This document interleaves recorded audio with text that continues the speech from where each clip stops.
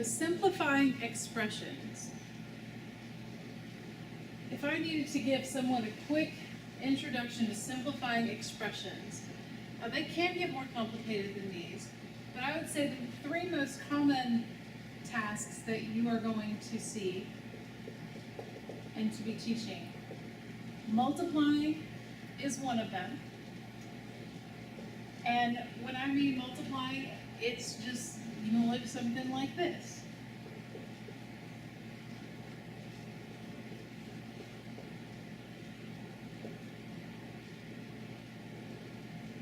Here's an example. And I call this multiply because if you really look at it, you realize, hey, that's multiplication, this is multiplication, this is multiplication, this is multiplication. So if you've taught associative property and commutative property, then you can say by the associative property, I can move those parentheses to different places. By the commutative property, I can switch the order around, and I would be able to rewrite this as -3 times 2, and then I could group the x times x squared together and the y squared times the y cubed together. How would that help me? Well, I can simplify each one of these. For instance, -3 times 2 is -6. And then if you have also taught them what exponents mean, which I didn't mention with the arithmetic, I could go back and do that, I suppose. If you've taught them what exponents mean, exponents refer to just repeated multiplication.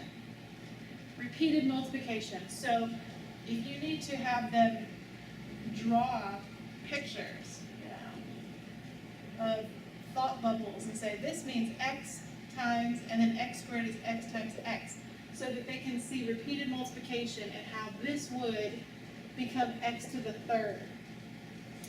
And then this, in their thinking, until they get good at something, I like to draw some thinking bubbles above the problem so that I get a mental picture and say this is what you should be thinking of. You should be thinking of 2 y's being multiplied together, 3 y's being multiplied together, giving you 5 y's being multiplied together, because this is also multiplication. So getting a simplified version of that initial expression is just multiplying, using the associative commutative properties, and also knowledge of the exponents, adding the exponents when appropriate. Now this can get more complicated, can be embedded in other things, but this is one of the introductory ways to simplify an expression to make it look simpler.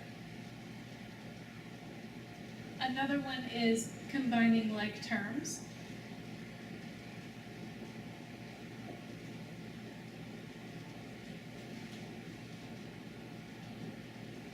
And that's going to be more of the addition, whereas that was just multiplication. This is 4x minus 5y minus 3x plus 6y minus 8. Here's an example of a problem where it might tell you just to simplify, and the students would have to recognize that they're allowed to combine like terms. Like terms, being those that have the same variable, and I mentioned earlier how this is similar to having a common denominator or a common unit. Some are in inches and some are in meters, some are in feet and inches. Paint it up like that where you've got units involved, like a real world problem. Then it would make more sense to them why they could only combine the y's with the y's and the x's with the x's and not cross match them.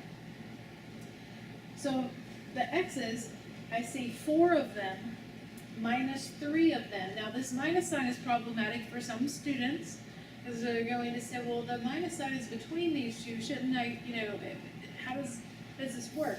So remember, I'll take my red marker, and you could teach them, if they haven't learned this in the past already, to take minus signs and change them either in their mind or on paper to always plus a negative.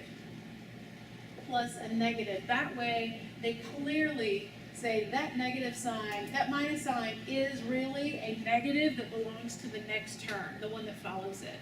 That's going to solve their problems. At least to have that discussion at some point. And then they'll get so used to that they won't have to do that every time. But here I go now. 4x plus a negative 3x is only 1x. And instead of writing 1x, I can just write x, because the 1 is understood. then how many y's do I have if I were to combine them? I have -5 and a +6. That's also 1. So I have so far x plus y, and then the -8 at the end has no other like terms with it, so it's going to stay a -8. I could have put plus and -8, but -8 takes less ink, so we're more efficient that way. And again, not writing the ones and the coefficients is more efficient. But combining like terms. The third way is going to be using the distributive property, and that's kind of a combination of both of these. It's a combination that uses that multiplying idea, but also combines like terms potentially. So, like I said, these could get harder, of course, but these are the basic building blocks of how to simplify something. So for the third one, if I said, this is called distributing, or the distributive property. So if you know the distributive property well, you could probably do this kind of thing pretty easily. Let's say 4x squared times 2x plus 1. There's an example of something that might say simplify. First of all, know your textbook well, because some textbooks might consider that to already be simplified, and some would want you to distribute, and then that's considered simplified. So I often tell my students that when they get older, they're going to know exactly what they want. If they're in a calculus class and they're looking to optimize an equation, they may want it to look like this. However, if they're going to calculate something and plug something in, they may want it to look another way. So the idea at this age is just to get them fluent with going back and forth between forms, being able to simplify or multiply it and then factor, multiply it and then factor, to be able to have that fluency to go back and forth. So if my book said simplify and they're looking at this, they probably mean for you to distribute and multiply this out. So I would draw arrows potentially, and I would possibly rewrite it if I need to for the first time, in your notebooks or for the students to see your work. If I were to rewrite it, it would look like this: is 2 terms. Now by the associative property, I could move these parentheses. By the commutative property, I could switch the order and say 4 times 2 times x squared times x. And this, same thing, emphasizing the properties that they need to know.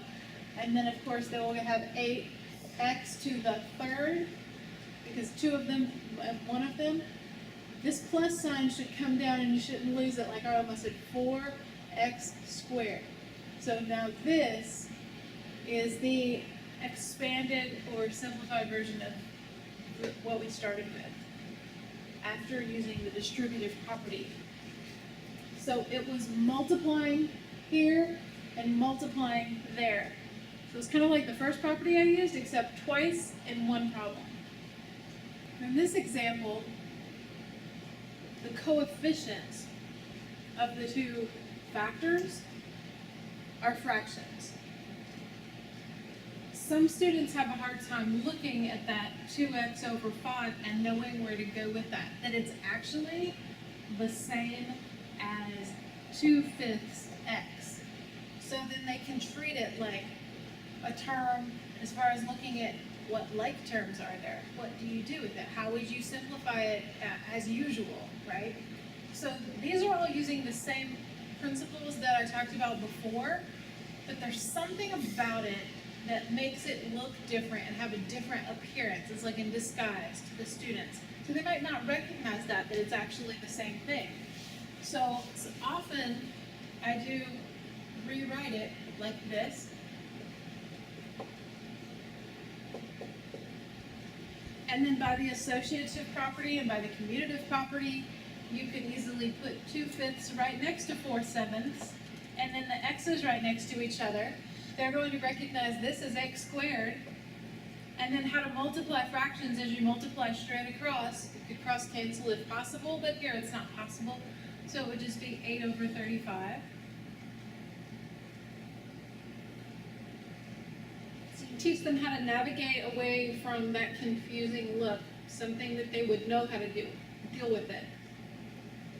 This is the distributive property and the distributive property, and they might not realize that at first because there's two of them in the same problem. So my advice to students is this, that they watch for this form. And I do these little shadow numbers. I say, if you ever see anything that looks like this, fuzzy, just kind of squint at the board. If you see that structure when you're squinting and not looking at the numbers in particular, if you see that structure, you show this overwhelming desire within you to draw arrows and to say something about the distributive property. And most of them do remember that fairly well. So if I were to do that with this problem and with that separately, this would become a 5x plus 45. This minus sign is often problematic. That's where most of the errors are going to occur, is distributing negative signs, distributing negative signs, distributing negative signs. So if you create a plus and negative, that's more likely to be successful with them. And they'll say negative 2 times 30 is negative 60. Negative 2 times 4x is negative 8x, or minus 8x. And then also, this isn't like a two-step problem now, because I can go further. This is a like term with this, and 45 is a constant term. I call it constant, and so it's negative 60. So I can combine those. So how many x's will I get and how many constants will I get will be the final answer. The x terms, if I have 5 and negative 8 x's, that will make negative 3 x's. 45 minus 60 will make negative 15. So this is the simplified, and it looks much simpler than where it came from. So it's sort of a compound strategy, a multi-step problem. And then lastly, this says write and simplify an expression. Not an equation, but an expression. It's not going to necessarily have to have an equal sign, but an expression for the perimeter of the triangle. So they have some idea of perimeter and area, then they'll be able to pull information from a diagram and put it into the proper form. Perimeter is defined by the area, or the distance of the measures of the outside edges added together. So it's the sum of the distances of the edges. Well, if I were to add edge, this edge, plus this edge, this I put it in parentheses. That is a good habit, even though you and I can tell that's not going to really make a difference in the calculations at this point. In this example, if we had been doing area, length times width, it would have made a difference. So it's a very good habit for them when they're extracting these expressions and putting them into the equations to put them in parentheses. Put them in parentheses. And then once they look at it, they can realize, oh, those parentheses are not going to matter here because this is just a 1. If I were to distribute a 1, it's not going to change it. So these parentheses actually don't matter, or you could choose to cite the associative property and say that's why these parentheses don't matter. And it's just the same as 4 plus x plus 3 plus 2x minus 1. Use the commutative property to get the x together with the 2x. That would make 3 x's. And then 4 plus 3 minus 1 is 6.